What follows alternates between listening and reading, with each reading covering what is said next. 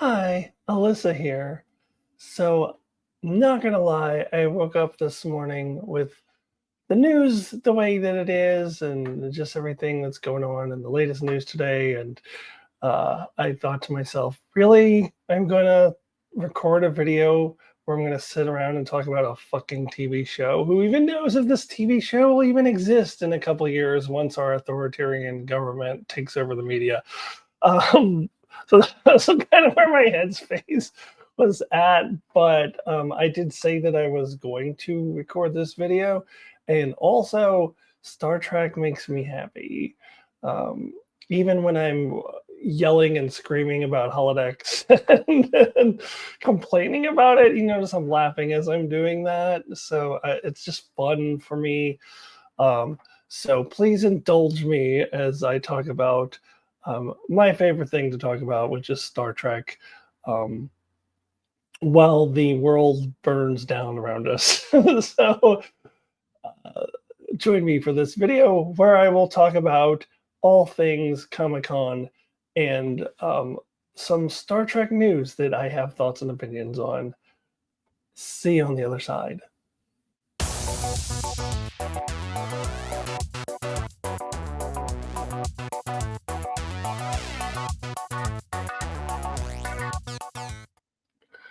Okay, so the first thing that I want to talk about is the new trailer that we got for the new Starfleet Academy show that should be coming early 2026, we learned.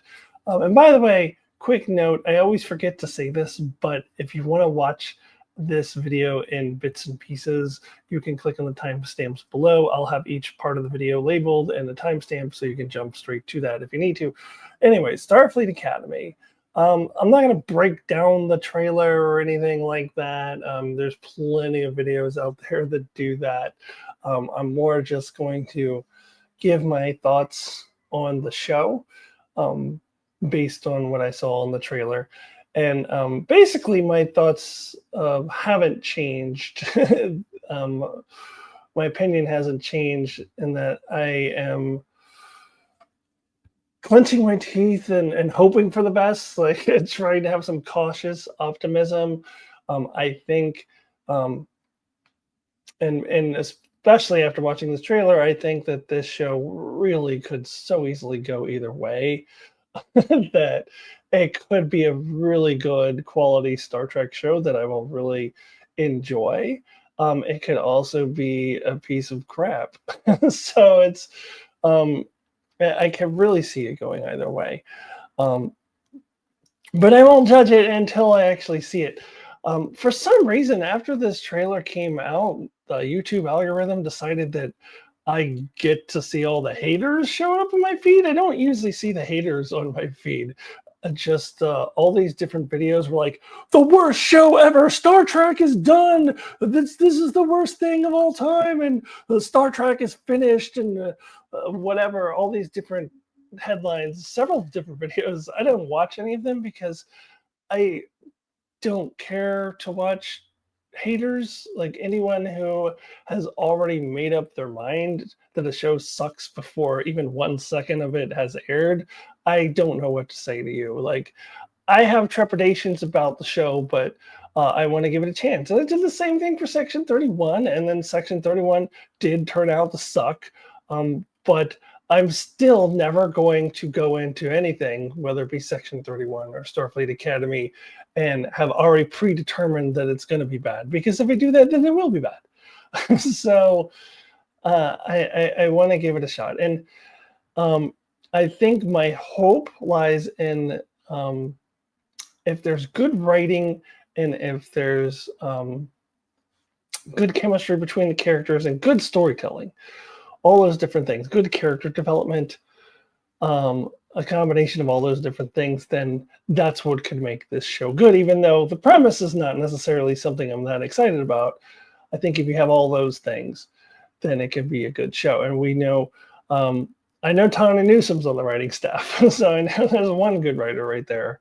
Um, and we've got some talent. We've got Holly Hunter. We've got Paul Giamatti. We've got Robert Picardo returning as a doctor. Um, I don't know much about any of the new actors, so I can't um, say much about them. And the trailer, some of them look good from what snippets that we get. There were some things that little intrigued me a little bit. Um, I think my fear of the show. I heard another reviewer talking about the possibility of Star Trek trying to reach out to a new audience, trying to expand to the like 20 something audience, and then we could get like a tween drama. And got to be careful about that. When Star Trek tries to reach out to new audiences, it typically doesn't work. It's typically better for you to stay with your core audience. They did have some success with Prodigy, um, and reaching out to a younger audience, but ultimately they were able to also keep the core Trek audience too, and that's why it worked. For me personally, I didn't think Prodigy was speaking to me as an adult Trekkie in the beginning, but by season two, I thought it did strike that balance nicely. And in fact, if anything, it might have gone too much on the other side of it, whereas maybe the techno babbly timey wimey stuff may be too much leaning toward adult Trekkies rather than children, and I'm okay with that personally. Um, but I thought overall struck the balance well. But you look at Enterprise, Star Trek Enterprise back in the day. I don't know if they were trying to reach out to a younger audience. I think they kind of were. I think they kind of were trying to reach to that. What would it have been? Was WB around at the time, or um, what was the network that Buffy the Vampire Slayer was on? But like they're trying to reach, I think they were trying to reach the younger, hipper audience of the early 2000s and have the cheesy ass theme song and have the sexy scenes when they're in the decontamination chamber and all of that stuff. And it was an absolute failure. And the show only became good in season three when we get a new showrunner who moves into a different direction and gives up trying to get this new audience. So, little hesitant about that idea. Um, and we do see some like romance and love scenes, kissy scenes happening, teen kissy scenes happening in the trailer. I just recorded a video about Strange New Worlds when I'm complaining about how they are so obsessed with creating all these pairings all the time instead of developing the characters individually.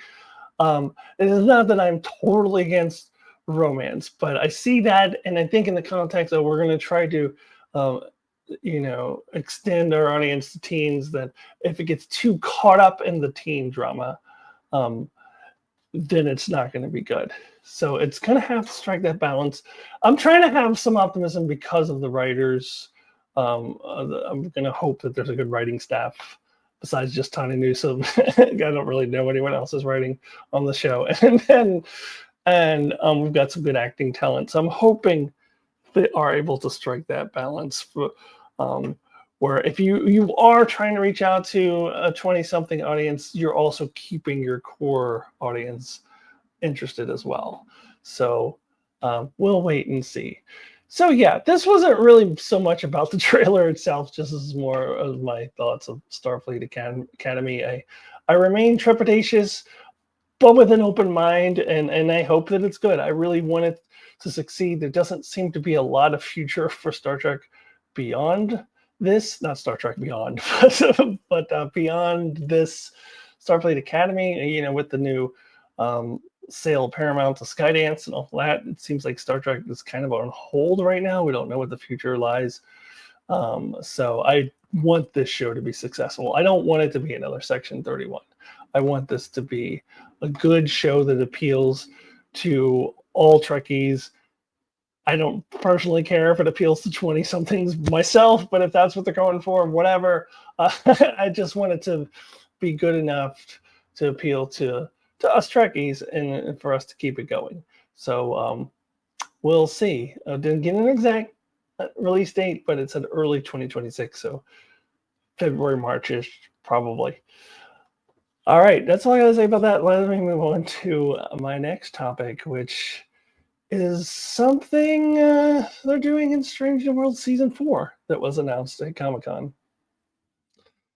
So another piece of big news that came out of Comic-Con is there is a clip shown of a puppet Captain Pike, and it was announced that there's going to be a puppet episode in season 4. Okay, so I was just preaching about not prejudging things, not jumping to conclusions, and giving it a chance. Although this is a little bit of a different situation because this is not a new show. This is a pre-existing show that is doing something that I just have a hard time seeing as something that I will like. Like I just have, I will try to go into it with an open mind and hope that maybe it doesn't totally suck. But I'm just picturing myself watching a puppet episode, and I just can't see myself taking it seriously. I mean, I'm just picturing what they're gonna do. They're gonna have Luann as a puppet and Spock as a puppet and number one as a puppet, and it's just how am I going to take that seriously? I read yesterday that apparently it took 6 months to finish this episode, this one episode. So they really wanted to do this puppet episode. Um, why? I don't know. Other people have pointed out that they seem to be following in the footsteps of the Buffy and Angel franchise because Buffy did the musical episode and then Angel did a puppet episode. Um, and so I don't know why Star Trek wants to follow in those footsteps. I don't really get it. um, we have, you know, as of now, we have 21 episodes left, including the last 5 of season 3. And I already kind of talked about my trepidation for the last 5 of season 3. So getting to the last 16 of seasons 4 and 5, one of them is a puppet episode. So then there's 15 episodes that have a chance to be good. No, I'll give it a chance. I'll try to have an open mind, but I don't know how this is going to be good. My original thought was maybe like puppets are just not the whole episode, maybe it's just part of it. But if it took them 6 months to do it, it's probably the whole episode. And I don't know how they're going to do it. Are they going to do another improbability field? I'm sure they'll have some in-universe explanation for it, but I don't know. Maybe it's a parallel universe where there's puppets. I don't know. So silly. The concept of it is just very silly to me. I think that if any show were to be able to pull this off, it would have been Lower Decks, because jumping from animation to puppetry is not that big of a leap. And also, you're already doing a lot of suspension of disbelief with Lower Decks as it is. So for them to make that jump over to puppets, I think would have been a smaller jump. Whereas Strange New Worlds doing it, it seems like leaping over a giant chasm that I think they're going to fall into and plummet to their death. If you follow my metaphor. And don't get me wrong, I wouldn't want Lower Decks to do a puppet episode either. I'd rather just Lower Decks do Lower Decks. But if any show was going to do, any Star Trek show was going to do a puppet episode, Lower Decks would be the more logical choice. But of course, Lower Decks is gone now. And hopefully we'll get movies for Lower Decks, but not a puppet movie. We'll get a regular animated Lower Decks movie, hopefully. Yeah, why are you doing this to us, Strange New Worlds? Can you just do normal fucking Star Trek episodes? Could you? Like, we gotta have the musical episode. We gotta have the zombie episode. We gotta have the puppet episode. Let's just fucking do regular episodes. Could we? Could we try that? Like, they're great when they do that. I love Strange New Worlds when they just do regular normal episodes. So I guess we'll see, but I have very, very little hope that this is going to be something that I enjoy. There's another Strange New Worlds related bit of not news per se, but something that's intriguing to me that was said at Comic-Con apparently. So I want to shift over to that now. Next thing I want to talk about is something apparently Akiva Goldsman brought up on one of the panels. Now, granted, I didn't sit there and watch the Comic-Con panels this year, so I'm going off of watching other people's YouTube videos who talked about it. And also, it popped up on my Facebook feed a whole bunch after this, and that's this idea of a Star Trek Year One show that would star Paul Wesley as Captain Kirk, and the idea being, oh, when we see them and where no man has gone before, obviously that's not Kirk's first day on the job. He's been a captain of the starship for a little bit already, so um, let's have a show that kind of picks up from Strange New Worlds, and then we get Paul Wesley, we get Celia Rose Gooding, we get Martin Quinn as Scotty, um, and who else have we seen already? Ethan Peck, obviously, as Spock, um, and make that into a TV show. And I think that that's an absolutely terrible idea, or at least as a TV show. Can we dispense with the prequel TV shows already? I like the idea of kind of exploring the 32nd century or the 25th century if we're going to do another show, like move forward in that time, or doing the Lost era. I would be okay with doing that Lost era, the Enterprise B era, there, Enterprise B and C, honestly. Other than fucking Section 31, that doesn't really count. but enough of the prequel shows, and especially like one that has all of the legacy characters in it. Like, we're just gonna rub up against canon. You can't make a show out of this. However, with that said, I would be in favor of them using this cast to make a movie, um, possibly a series of movies if the first one is successful. Um, Alternatively, they could maybe do a limited series, like 5 or 6 episode season of a limited series, maybe. But I think if they were gonna do this at all, my choice would be uh, a film, and you could either do like a long trek, um, a TV made for streaming film, like Section 31 was, or you could do it in the theaters. It seems more likely, since these characters originated on the Paramount Plus show, that would probably be another long trek. And I think it could be something that could cleanse the palate from Section 31. Although, as I mentioned earlier, they should do a Lower Decks movie. That should be the next long trek. Then do the Star Trek Year One.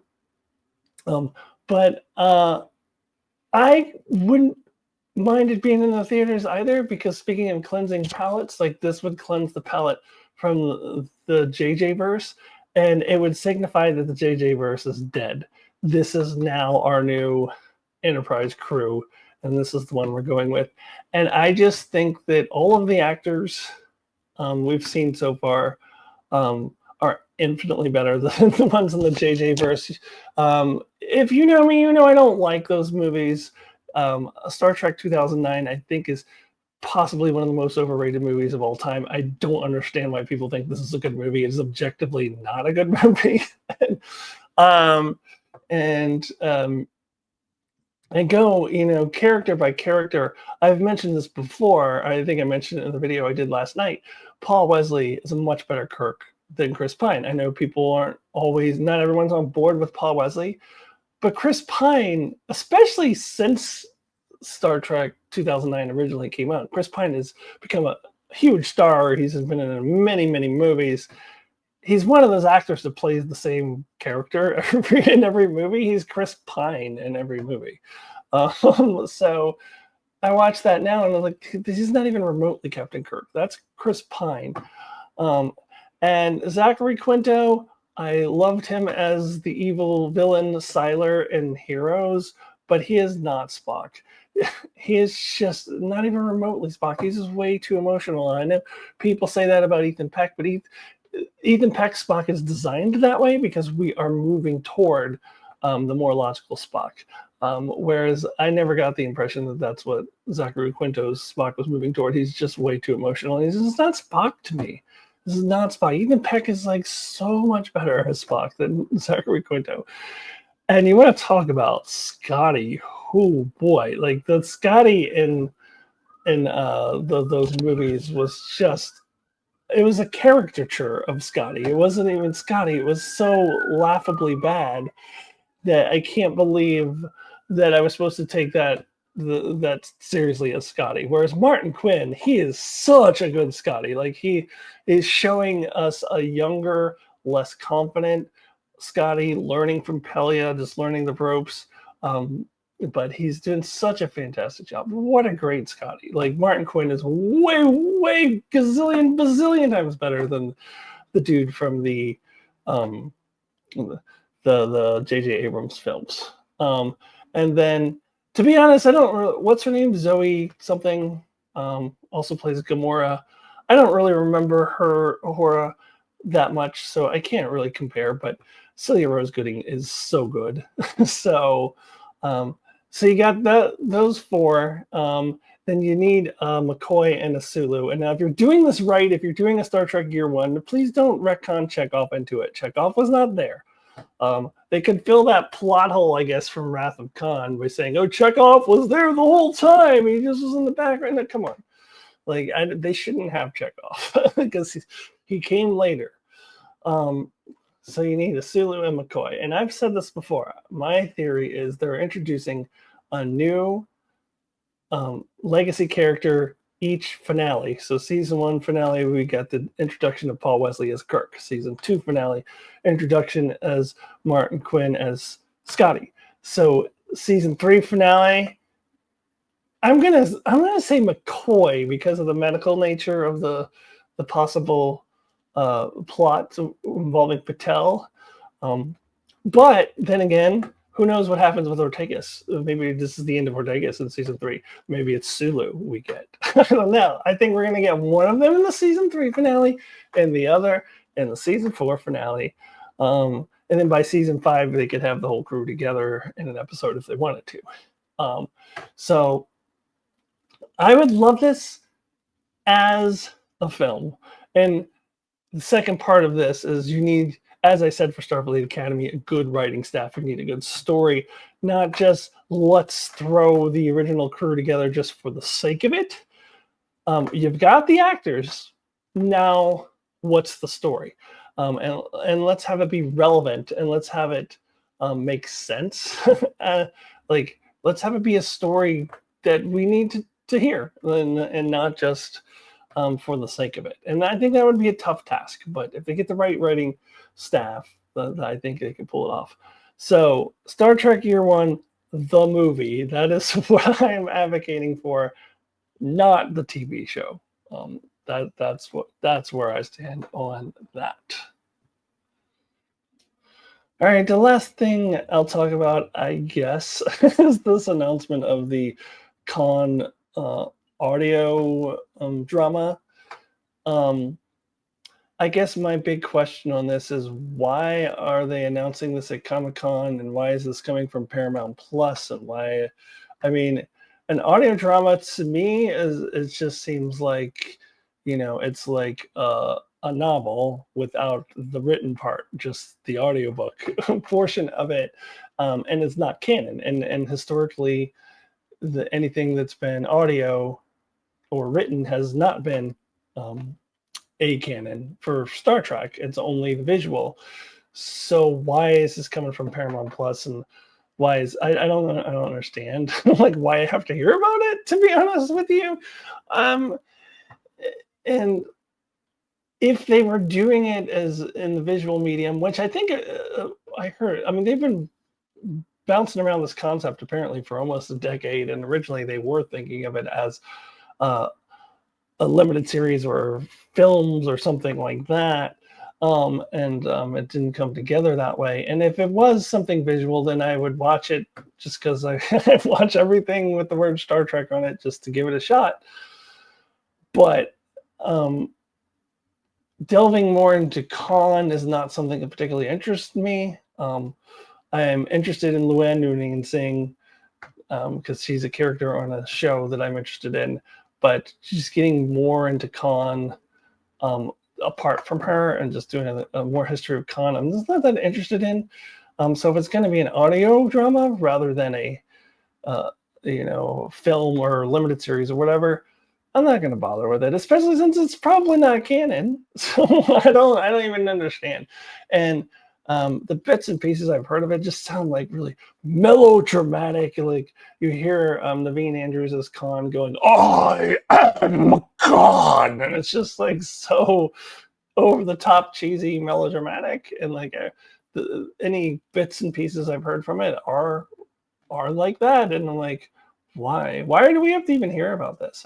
I will say it's cool that they got Naveen Andrews to do Khan. Naveen Andrews, Saeed from Lost is fucking awesome. So that's probably my favorite part about all this. I'm like, yeah, that's cool. He'd be a good Khan.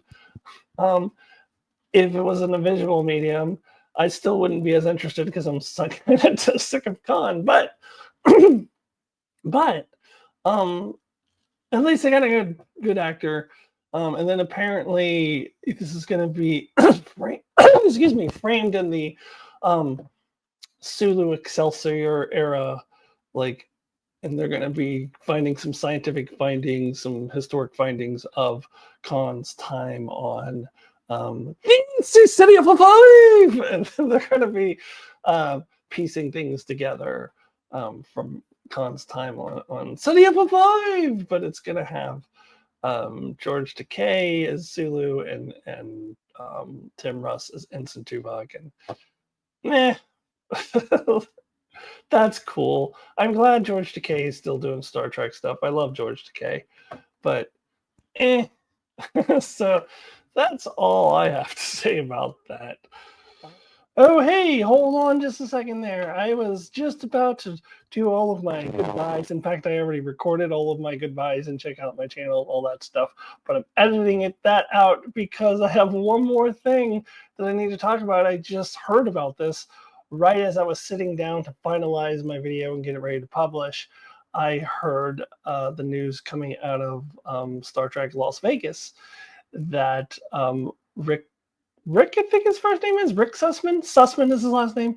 Is a writer on Enterprise, and he was talking about how he had pitched an idea to Alex Kurtzman probably a couple years ago about a President Archer show. So this would star Scott Bakula as Jonathan Archer, president of the United Federation of Planets. And this comes from an episode that Sussman wrote. I believe the last episode that he wrote for Enterprise, which was In the Mirror Darkly Part 2, in which Mirror Archer looks into the logs of the USS Defiant and sees the history of his counterpart, Prime Universe Archer, and we see that Prime Universe Archer became president of the United Federation of Planets. So his idea was to make a show about this, and he was talking to Scott Bakula about it. Scott Bakula's kind of into it. So the idea would be like, the way it was described is kind of like a Star Trek version of Andor, sort of like a grounded kind of political drama. And then he apparently had pitched that to Kurtzman, but they were like, well, I don't know, we're kind of cutting back on Star Trek shows right now and not adding it anymore. It also seem to be maybe overlapping with some of the themes of Starfleet Academy, which had already been greenlit, and because they're both would be taking place on Earth and will both be more grounded, and so wasn't sure about that. But now Sussman is talking about repitching it. So I think a lot of people, a lot of these writers, producers, showrunners, like Akiva Goldsman with his year one thing that I talked about earlier as well, are feeling like, okay, now that that merger's complete, maybe we can start pitching more Star Trek. Maybe we can get some more Star Trek shows going now. So he was talking about reintroducing that idea, but relocating it to the planet Babel from Journey to Babel, which I don't think we ever actually saw that planet, just so that it won't cross paths with, it won't overlap too much with Starfleet Academy. That's on Earth, and this will be on Babel. I think it doesn't overlap because they're in two completely different time periods, personally, but I guess they were worried about the themes. I don't know, whatever.